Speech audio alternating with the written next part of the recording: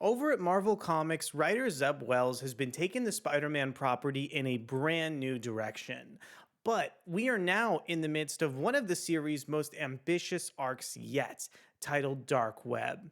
Darkweb is a storyline that sees Madeline Pryor, longtime X-Men villain, also known as the Goblin Queen, to team up with benreilly, now known as the villainous Chasm, and together the two of them planned an assault of the demonic dimension of Limbo over on the Earth. The Amazing Spider-Man has been trying to keep up with the new status quo of some of his old villains, and he's been sort of cringing through each issue of the landmark comic book series, wondering just how deep Marvel's dark web goes. But today we're going to go ahead and see how Peter is doing in the dimension of Limbo that he was trapped in over in the previous issue of The Amazing Spider-Man. My name is Ariko Brannock, and today let's go ahead and jump deep into the latest chapter of Darkweb with The Amazing Spider-Man 17.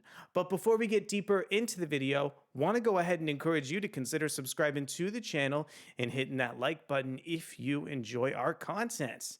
Next up, I want to go ahead and share the creative team of the issue. This issue is written by Zeb Wells. We have art from Ed McGuinness, inks from Cliff Rathburn, colors from Marcio Menyz, letters from VC's Joe Caramagna, and we have a cover from John Romita Jr., Scott Hanna, and Marcio Menyz. Next up, I want to go ahead and read off Marvel's solicitation text for The Amazing Spider-Man 17. Round 1 is over. Peter Parker finds himself trapped in Limbo. Peter not only has to find his way back home, but he has to do it in a truly hellish fashion. Okay, so next up, I want to go ahead and show off this preview of The Amazing Spider-Man 17 over from Adventures in Poor Taste. Thank you to Adventures in Poor Taste for posting these comic book previews so fast. And I want to show off kind of this cover to the issue over from John Romita Jr. I love how, so many of the issues of Dark Web have had that kind of threading in the back that lets Marvel essentially signal to the reader that this is part of the Dark Web crossover event.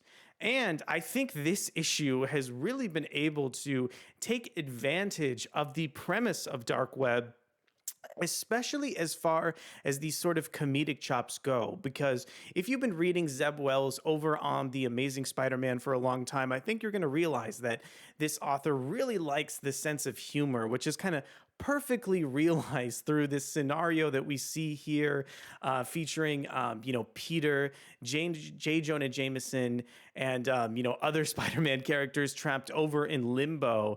And these demons are essentially forcing, Peter and Jonah to coexist in a work setting, which leads to so many kind of funny interactions throughout the series. I was really hoping that, Zeb Wells was going to lean into this comedy direction when I saw the cliffhanger for the past issue of The Amazing Spider-Man, and I think this chapter has done kind of an excellent job living up to some of that potential. The opening sequence for the issue was such a great way to kind of introduce, the premise, get readers interested, and also kind of, figure out why Peter has been trapped in Limbo in the first place. And then when we see kind of like the status quo turn on its head, and we get sort of the reveal that Peter is going to be trapped in Limbo along with J. Jonah Jameson, I think it kind of leads a comedic direction into the story. The art here from Ed McGuinness is so kind of interesting and versatile because for the longest time, I sort of picture Ed McGuinness as one of Marvel's kind of more clean and refined artists in terms of the line that he's drawing. And I wouldn't picture him for a comedic issue. But this issue, makes sure that all the timing of these sequences, all of sort of like the overexpressions like we see in this image with J. Jonah Jameson extending his finger, just all of the sense of comedic timing from McGuinness is perfect in the issue. And also, I really love how Zeb Wells seemingly wrote this issue to Ed McGuinness's strength, because I think Ed McGuinness is just so great at drawing chasm and some of like the various artifacts within Limbo. And we get all of those elements a little bit later on in the issue, as well as some really solid characterization, from Peter Parker and Ben Reilly. I really like the fact that we're kind of like out of the way of introducing the idea of dark web, so we can get some kind of stronger characterization between these characters. Zeb Wells has really committed to the idea of having Peter Parker try desperately to reform Ben Reilly essentially every step of the way here. But Ben continues to kind of undermine him and continue to, move with Madeline Pryor to not only wage war on Spider Man and his supporting cast, as well as the X-Men characters. Just from a plotting perspective, I love how this issue is paced, as it takes these characters who look sort of ancillary and continues to kind of put the spotlight on them page after page after page, until we finally get to the last page reveal, where Zeb Wells kind of shows some of his cards and actually introduces why he kept having those villainous supporting characters earlier in the title. So I think this book is paced just so well, and I think a lot of people don't realize how much ground has been covered in just a couple issues over in Dark Web. I love how, so far each issue of Dark Web has kind of fleshed out a different part of the comic book event, and we haven't really gotten to see Spider-Man or his supporting cast really kind of comment on their experiences in Limbo, which is exactly what this issue does so incredibly well. In particular, seeing J. Jonah Jameson's response as sort of like an older, disgruntled man who just wants to kind of move on with his life, getting his responses to Limbo definitely lead to the most, silly elements of the title and the elements that land, really well here. But I just love the fact that despite the, essentially, despite the fact that we're getting a scene with J. Jonah Jameson where he's, yelling, being irreverent, trying to work out his relationship with Spider-Man, this issue still tucks in those kind of darker moments, as we still get kind of those interactions between Peter and Ben that are so incredibly dark throughout the issue.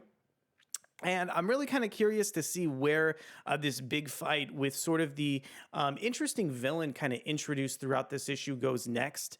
I think one thing that Zeb Wells and Ed McGuinness have both done on this new run of The Amazing Spider-Man is just kind of introduce new villains out of like existing concepts, like they've done previously in the run. So it's just so great to get that same sort of emphasis placed here.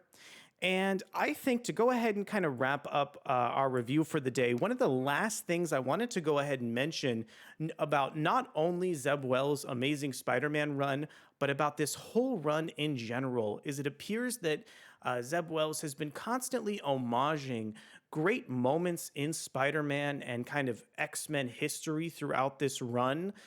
We've seen elements of Green Goblin, J. Jonah Jameson, the Hobgoblin. We've seen so many of these elements in previous issues of Amazing Spider-Man, but Zeb Wells always has just a small, subtle twist along with artist Ed McGuinness that really makes their conventions seem very new. And throughout kind of this run of Amazing Spider-Man, I think we've seen countless examples of this. So I want to know from you, were you as impressed with the Amazing Spider-Man number 17 as I am? What were your thoughts on Marvel's latest entry in their big dark web comic book event? And also, as kind of one more question to you, what do you think about the Spider-Man franchise veering off into this dark fantasy direction? I don't think we've seen a Spider-Man story that carries some of these elements assembled in this way. And I want to know from you if you're enjoying this as much as I am, and if you think that this is kind of a really interesting place for Spider-Man to go on with maybe future creators or future runs. Thank you guys so much for watching the video, and I'll be back really soon with more excellent comic book content. We'll see you soon. Bye.